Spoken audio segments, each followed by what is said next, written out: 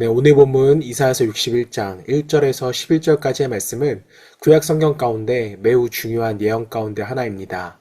자, 특별히 이 말씀은 메시아에 대한 예언으로서 훗날 예수님께서도 직접 인용을 하시는 말씀이기도 합니다. 자, 예수 그리스도를 통하여 이루어질 하나님의 구원의 역사와 상처 입은 세상을 어떻게 회복시키시는지를 우리가 함께 묵상하면서 말씀을 읽어보도록 하겠습니다. 주 여호와의 영이 내게 내리셨으니 이는 여호와께서 내게 기름을 부으사 가난한 자에게 아름다운 소식을 전하게 하려 하심이라.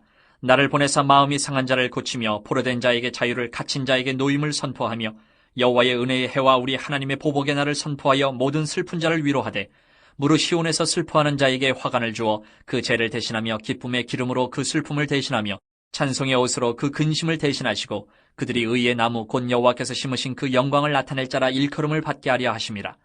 그들은 오래 황폐하였던 곳을 다시 쌓을 것이며 옛부터 무너진 곳을 다시 일으킬 것이며 황폐한 성읍 곧 대대로 무너져 있던 것들을 중수할 것이며 외인은 서서 너희 양떼를 칠 것이요 이방 사람은 너희 농부와 포도원지기가 될 것이나 오직 너희는 여호와의 제사장이라 일컬음을 받을 것이라. 사람들이 너희를 우리 하나님의 봉사자라 할 것이며 너희가 이방 나라들의 재물을 먹으며 그들의 영광을 얻어 자랑할 것이니라. 너희가 수치 대신에 보상을 배나 얻으며 능욕 대신에 몫으로 말미암아 즐거워할 것이라.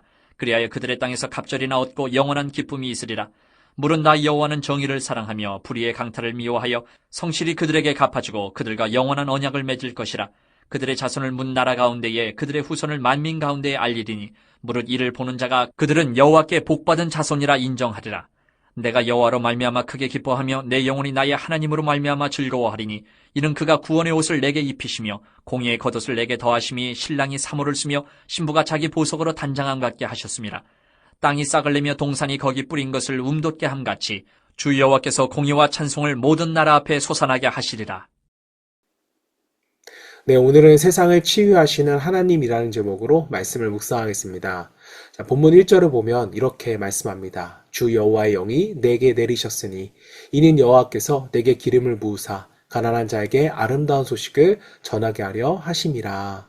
자, 여기서 기름 부으셨다라는 것은요, 하나님께서 특별한 사명을 위해서 세우셨다라는 의미입니다. 자, 성경에서 기름 부음은요, 왕이나 선지자, 또 제사장에게 주어지는 하나님의 특별한 사명을 의미합니다.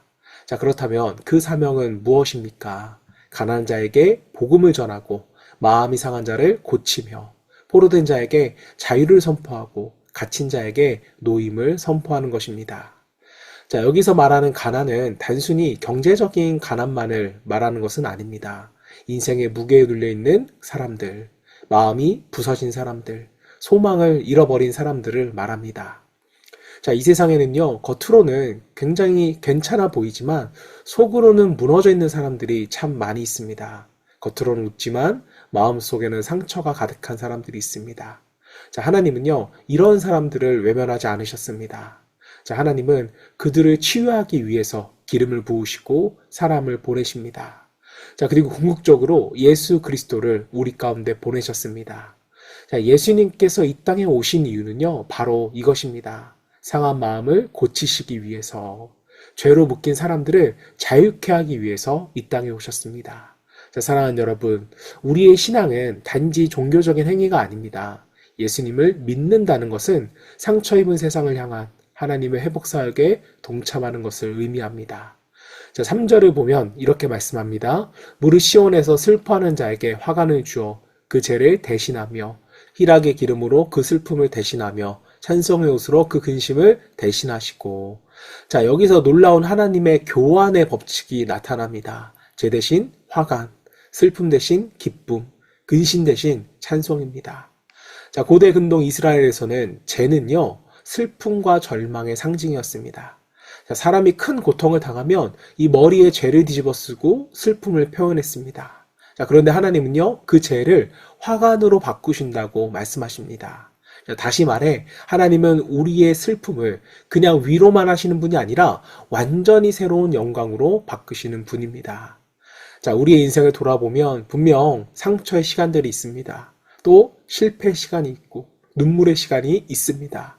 자, 그러나 하나님은 그 눈물의 시간을 헛되게 두지 않으십니다. 하나님은 우리의 상처를 통해 더 깊은 은혜를 경험케 하시고 우리의 눈물을 통해 하나님을 더 깊이 알게 하십니다. 자, 그래서 3절 마지막에는 이렇게 말합니다. 그들의 의의 나무 곧 여호와께서 심으신 그 영광을 나타낼 자라. 자, 하나님은 상처 입은 사람을 그냥 회복시키는 것에서 끝내는 것이 아닙니다. 그 사람을 통하여 하나님의 영광이 나타나게 하십니다. 자, 4절 말씀을 보면 그들은 오래 황폐하였던 곳을 다시 쌓을 것이며 무너진 성읍들을 중수할 것이라. 자, 이 말씀은 단순히 건물을 다시 세운다는 의미가 아니에요. 무너진 삶을 회복시키고 무너진 공동체를 다시 세우시는 하나님의 사역을 말씀합니다. 자, 죄로 인해 우리의 인생은 무너졌고 또 세상도 무너졌습니다. 관계가 무너지고 가정이 무너지고 마음이 무너지는 일은 너무나도 많습니다. 자, 그러나 하나님은 무너진 것을 포기하지 않으셨습니다. 하나님은 다시 세우시는 하나님이십니다. 자, 그래서 오늘 본문 마지막 10절에서는요, 놀라운 기쁨의 고백이 나옵니다. 10절 말씀, 내가 여호와로 말미암아 크게 기뻐하며 내 영혼이 나의 하나님으로 말미암아 즐거워하리니. 자, 왜 우리가 기뻐하며 즐거워할 수가 있습니까? 하나님께서 구원의 옷을 입히시고 의의 겉옷을 입히셨기 때문입니다. 자, 그리고 11절은 이렇게 말씀합니다. 주 여호와께서 공의와 찬송을 모든 나라 앞에 솟아나게 하시리라. 자, 사랑하는 성도 여러분, 하나님은 상처 입은 세상을 회복시키시는 하나님이십니다. 자, 하나님은요, 우리의 눈물을 보시고 우리의 상처를 아시며 우리의 삶을 새롭게 하십니다. 자, 그리고 하나님은 그 회복의 사역을 우리를 통해 이뤄가기를 원하십니다. 자, 우리도 하나님의 손에 붙들린 사람이 되어야 합니다. 상처 입은 사람들을 위로하는, 또 무너진 사람을 세워주는, 절망 가운데 있는 사람에게 소망을 전하는 사람이 되어야 합니다. 자, 이럴 때 하나님께서는 우리를 통하여서 이 세상 가운데 회복의 역사를 이루어 가실 것입니다. 자, 오늘도 하나님께서 우리의 삶을 통하여 상처 입은 세상을 치유하시고 무너진 세상을 다시 세우시는 은혜가 있기를 주님의 이름으로 축원합니다. 자, 이 시간 우리 함께 기도하실 때 슬픔을 기쁨으로, 근심을 찬송으로 바꾸시는 하나님의 회복의 은혜가 우리의 삶과 가정 가운데 있게 하시고, 또 절망 가운데 있는 사람들에게는 소망을 전하는 삶이 되기를 소망하며 함께 기도하겠습니다.